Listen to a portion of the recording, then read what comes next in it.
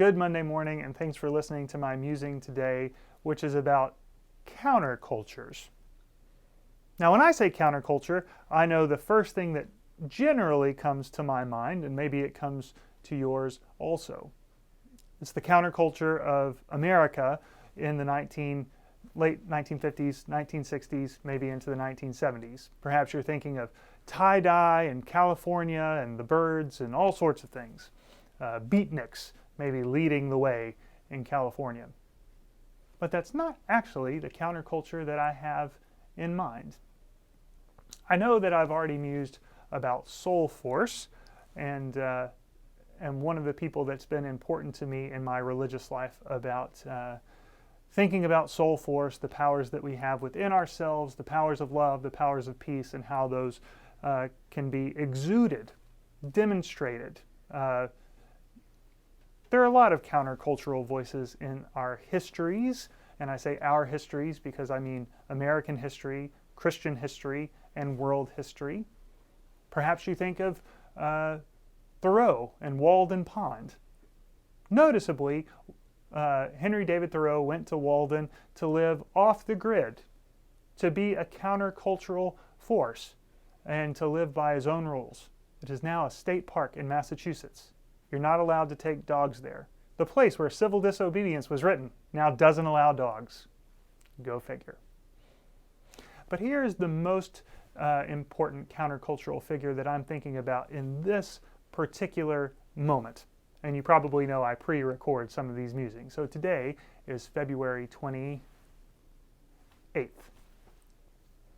Russia has been invading Ukraine for a few days, and an important countercultural voice that I have considered in the past is that of Leo Tolstoy, who lived at the turn of the 20th century in Russia. Russia was imperial Russia there.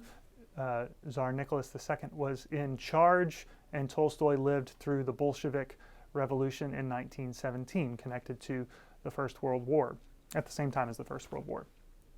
And so what I'm wondering in the midst of conflict between Russia and Ukraine is how we understand and listen for countercultural voices in some of the most strange places.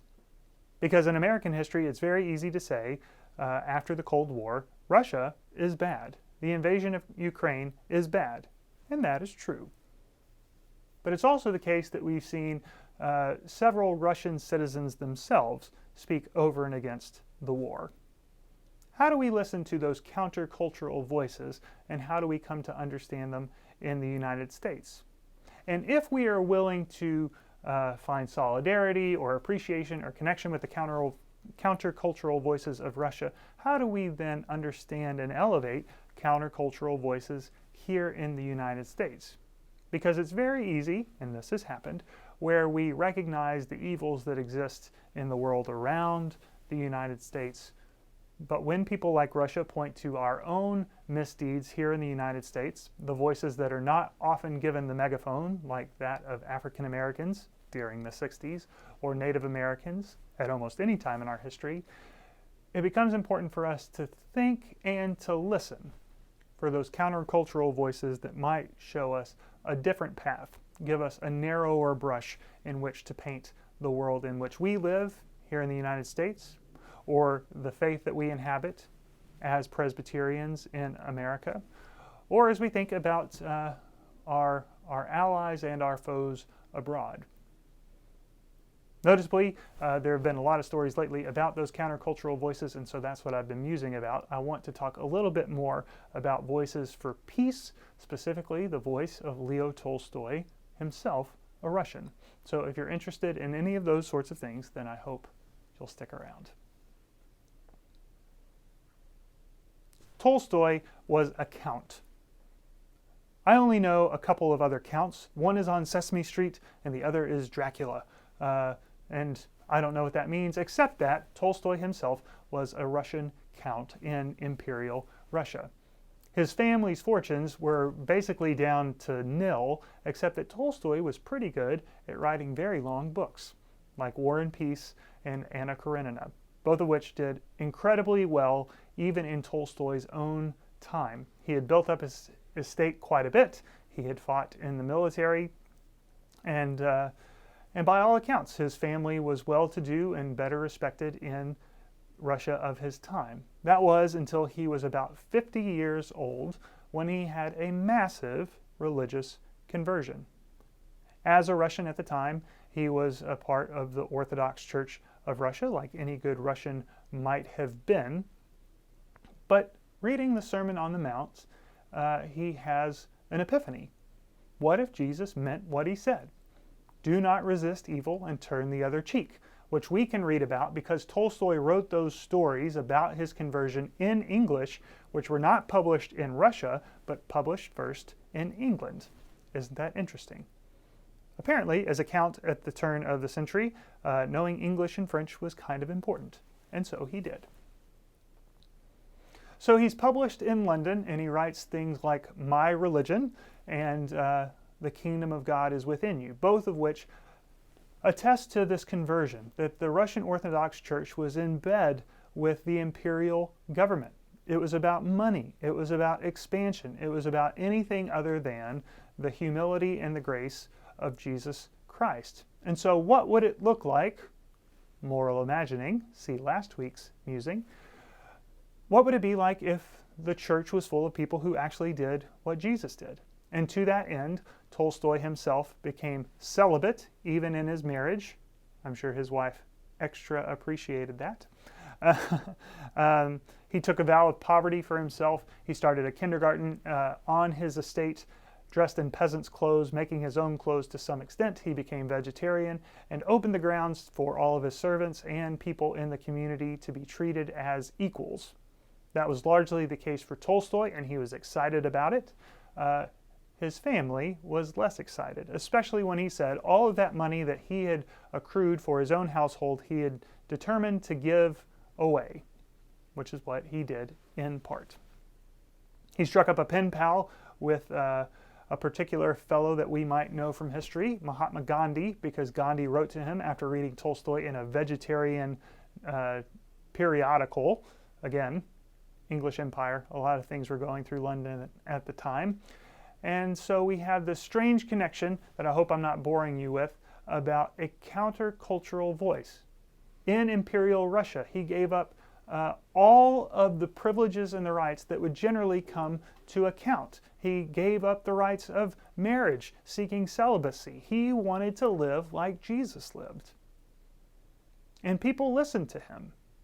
And from that, he is a minor part. It was important that he officially supported at some level the Bolshevik Revolution in 1917, which brought the end to Tsarist Russia.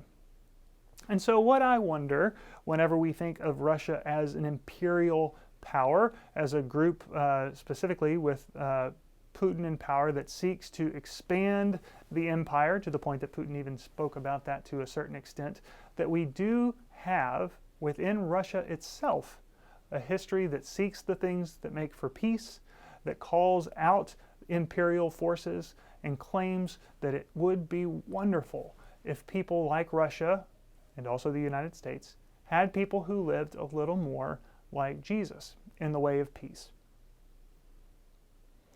It's nice, it is a footnote almost, that there are good Russians in the past in Tsarist Russia and presently, like the tennis player from Russia who wrote No More War on the television camera.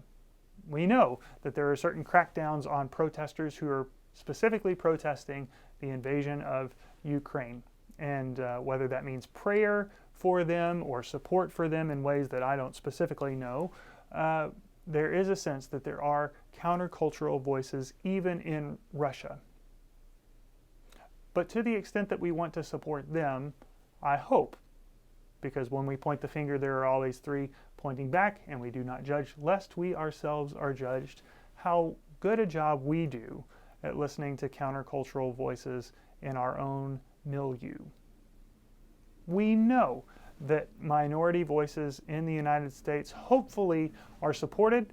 I think the grand narrative of the United States is that that is the case. We have unyoked ourselves from empire. We shucked off the notion of being colonies, even as we occupy this strange space in the United States where we have been colonies and, to a certain extent, arguably, colonizers. We can look at the history of claiming Hawaii a territory and making it a state, allegedly, ostensibly, as colonization. We can think about the internment of Japanese folk or Jim Crow laws and slavery as places where there have been silenced countercultural voices, where we know that certain native languages were suppressed, even by the church, saying that people should learn to speak English.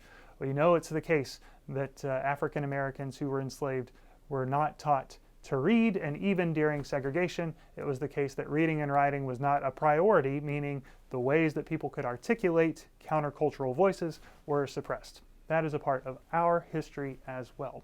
So moving forward, how do we guard against those things? Saying that in the United States and within the church, we have been the beneficiaries of countercultural voices. Jesus himself was a countercultural voice in the Empire of Rome and within Judaism. We know that the disciples after them were countercultural voices, so that Paul was quick to say circumcision isn't necessarily necessary as a sign of faith, even though it was the sign of the covenant that God was doing a new thing. We know that the Protestant Reformation between Luther and Calvin and those trying to distance themselves from the indulgences, literally and figuratively, of the Catholic Church were good, and we in the Presbyterian Church are the beneficiaries of that.